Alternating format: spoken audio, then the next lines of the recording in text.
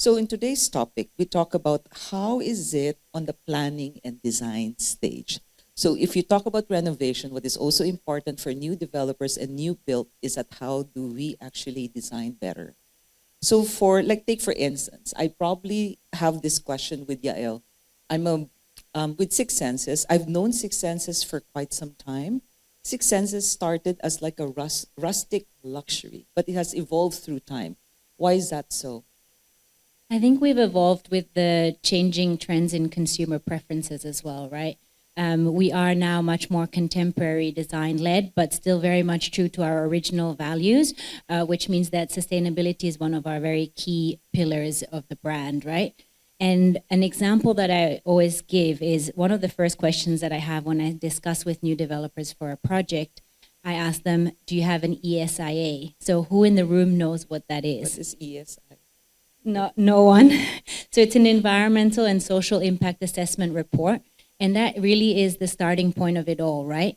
These reports give us really valuable insight on the impact of local community, wildlife, environment when we look at new developments. So that's really the starting point for us.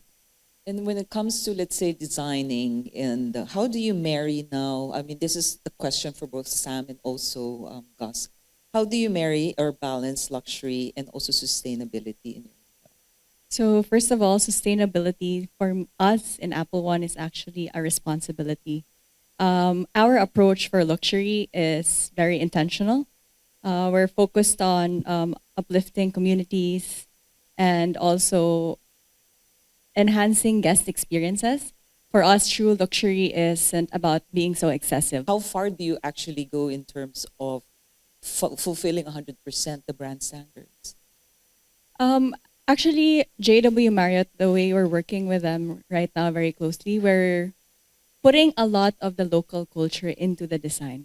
And that's how we're doing the luxury luxury and marrying sustainability into the design. In ARUP Hospitality, what we're trying to do is just really be very intentional since the beginning. What we are trying to do is really follow this path and really commit to sustainability. So we try to embed sustainability within the beginning. We really think that by doing this, the outcome is just naturally luxurious because you integrate the project and the place in the surroundings, respecting obviously the people, the roots, and the environment as well. I know this is something out of what I originally, but what is real luxury now? I think it's about providing guests with purpose, right? I think that is so much more important these days. Guests want to have purpose. I think we all do in this world. What is the biggest challenge in explaining or, kind of say this is really necessary for operations? Right. I think usually talking in generally and about ownership, the biggest challenge is obviously explain to the owners that is not just sustainable features are not just an added cost, right? It's a long-term investment actually. The previous generation, I would say, is not very aware of sustainability or fond of sustainability. But during the panel earlier, Christine Baron mentioned that it's important to communicate, including MAR, to be transparent to your owners, to your guests, most especially to the owners, because they're the ones that are putting on the investment. But the more that you actually make it visible to them, the more that they get to appreciate the effects. And now they are slowly leaning in towards sustainability as well. It's more of the transparency and the proof that it's actually effective. It's actually something that's long-term for us as a company. One of the things that has raised is that before you even go into sustainability and teach, let's say, or even educate, you have to also educate your staff.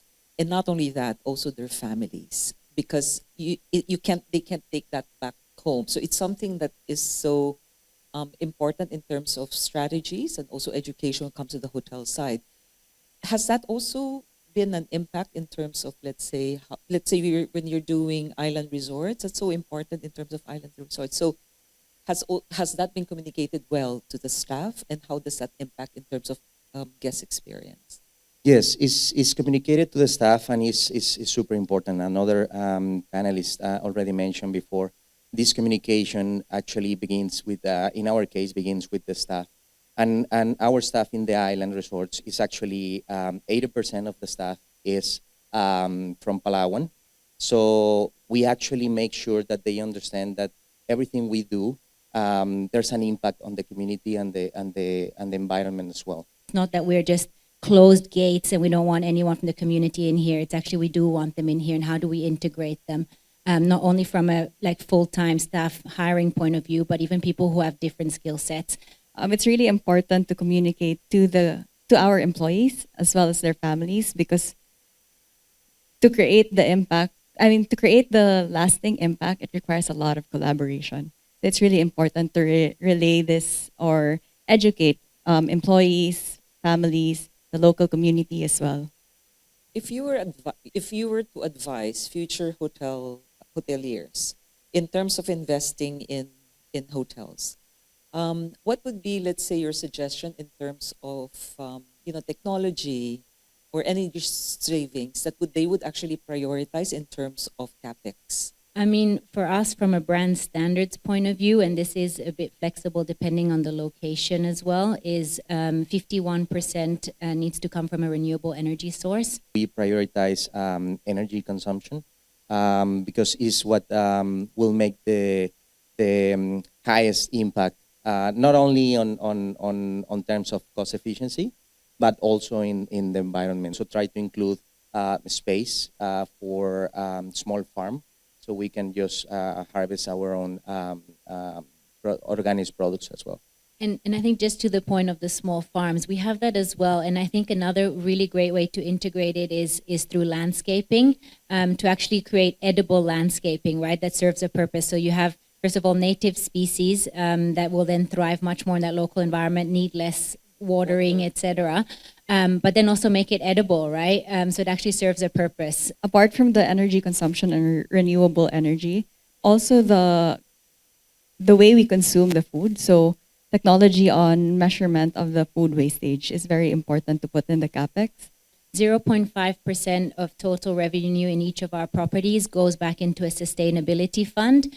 And this fund is actually not to be used on property, but it's also not to be used somewhere completely different. It's actually for the local community and and to be used immediately within the precinct of the hotel.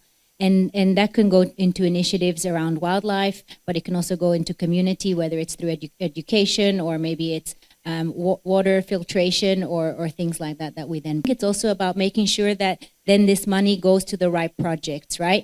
And I think that's maybe why some other operators don't do it, because they don't have necessarily the infrastructure in place to then ensure that actually it's making the right difference. If you set aside corporate mandate, you are now the boss. And with all the, I'd say the natural assets in the Philippines, where will be the best location for you to put up a hotel, a luxury hotel that's sustainable? Maybe we can start with Samantha. I'm glad it started with me before Gus answers it. El Nido, Palawan. Really? Yeah. Okay. Mainly because there's the sea, the ocean, the mountains as well, and the local community. That's right. And So- the vibe, it's great. Yeah. All right. Okay. And Yael? I think, but with the Philippines having so many islands as its key natural asset, I think we would want to be on a private island, potentially in El Nido. Yeah.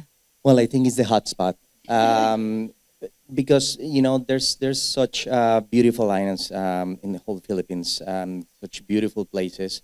There's one in particular that I like so much, but my business development and project development team will yell at me. South in Buksok is beautiful, but I have to agree. I mean, the beauty of El Nido, Palawan, it's just outstanding. You have a mixture of beautiful beaches, calm sea, and then you have these limestones, which is incredible.